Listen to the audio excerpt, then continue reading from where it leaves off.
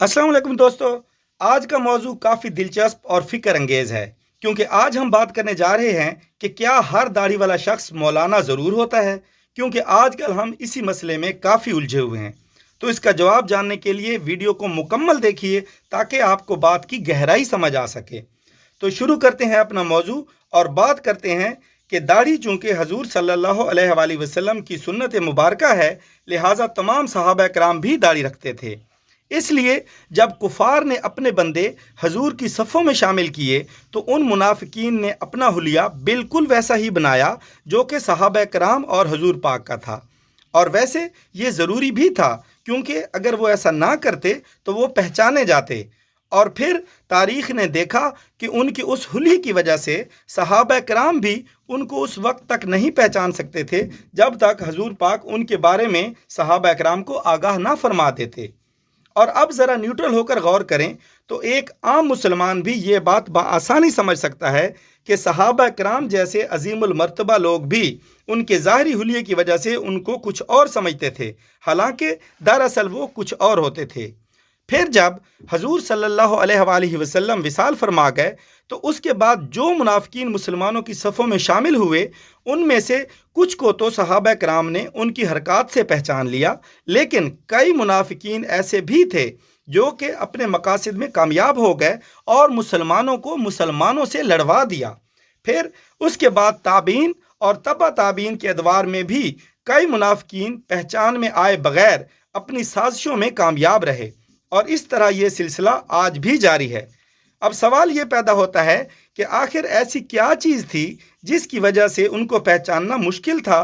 तो उसका जवाब ये है कि उनका ज़ाहरी हुलिया और ज़ाहरी अल्फाज बिल्कुल मुसलमानों जैसे थे, और वो हर बात में इस्लाम की फ़िक्र और अज़मत की बातें करते थे। और अब ज़रा हम भी ठंडे दिमाग से सोचें और फ़र्ज़ करें कि हमारे इतराफ़ अगर 100 दाढ़ी वाले लोग इस वक्त मौजूद हैं, तो क्या वो 100 के 100 ही मुखलिस मुसलमान हैं? क्या अब मुनाफिकीन ख़त्म हो गए हैं? क्या हम नाउज़ुबिल्लाह सहाबा कराम से भी ज़्यादा समझदार हो गए हैं? क्या हम नाउज़ुबिल्लाह ताबीन और तबा ताबीन से भी ज़्यादा समझदार हो गए हैं? बिल्कुल नहीं, बल्कि हकीकत इसके बरअक्स है। सच तो ये है कि हम वो बेवकूफ़ हैं जो कि हर दाढ़ी वाले को मौलाना समझते हैं और हर शेव करने वाले को ऐसे समझते हैं जैसे इसका दूर दूर तक इस्लाम से कोई ताल्लुक ही ना हो। हालांकि जन्नत में शेव करने वाले भी होंगे और जहन्नम में दाढ़ी वाले भी होंगे, जिससे यह साबित होता है कि दाढ़ी जन्नत दोज़ख का पैमाना ही नहीं है। अब गुजारिश ये है कि दाढ़ी चूँकि सुन्नत मुबारका है, लिहाजा इस पर हर मुसलमान को अमल करना चाहिए, लेकिन इसके साथ साथ दो बातों का ख्याल भी रखें। पहली ये कि अगर आपने सुन्नत दाढ़ी रख ली है तो अपने करतूत भी सीधे रखें, ताकि इस मुबारक सुन्नत की बदनामी ना हो। और दूसरा ये कि अपनी गुलामाना सोच को बदलें और अपने जहन को वुसअत देकर ये कबूल करें कि हमारे तरफ बज़ाहिर दाढ़ी रखने वाला हर बंदा मौलाना नहीं होता। इनमें कई ऐसे अफराद भी हैं जो कि खुद को मौलाना कहलवाते हैं और इस्लाम की बातें करते हैं, लेकिन वो हकीकतन कुछ और हैं। और इससे पहले कि वो हमारी नस्लों में वो जहर घोल दें, हमें उनके लफ्ज़ों और हुलिये के जाल में आए बगैर उनको पहचानना होगा और उनकी शर अंगेजियों से अपने आप को भी और अपनी मिल्लत को भी बचाना होगा। क्योंकि ये कहीं नहीं लिखा कि हर दाढ़ी वाला ज़रूर मौलाना होता है।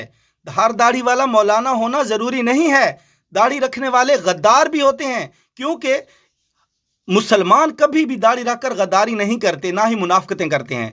असल में बात यह होती है कि वो जो मुनाफिक होते हैं, उन्होंने ये गेटअप अख्तियार किया होता है, उन्होंने दाढ़ी रखी होती है। इसलिए दाढ़ी रखने के और ज़ाहरी लफ्ज़ों के झांसे में ना आए, और मुसलमानों इस वक्त के हिसाब से अपनी आंखों को खोलो और मुनाफिकीन और गद्दारों को पहचानो, ताकि हम हर दाढ़ी रखने वाले को मौलाना ना समझते फिरें।